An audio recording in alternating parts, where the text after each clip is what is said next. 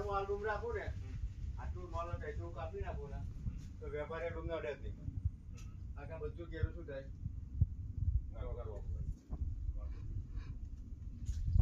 કેટલા અંદાજે આ ડુંગ રાખવાની કમ્પ્લેટમાં બરોબર હોય તો 40 થી 42 કિલો. આ બધી 30 કિલોની રાખવાની. જે કાપેલી લૂમો છે બધી આ બધી 30 કિલો લૂમો કરી નાખવાની. બરોબર. આ તમે કટિંગ કરી નાખી આપણી 30 ની 30 થી કમ્પ્લીટ આવી ગયા. આને કેટલો ટાઈમ લાગશે? હવે જો લગભગ 1.5 મહિનો લાગશે. 50 વર્ષ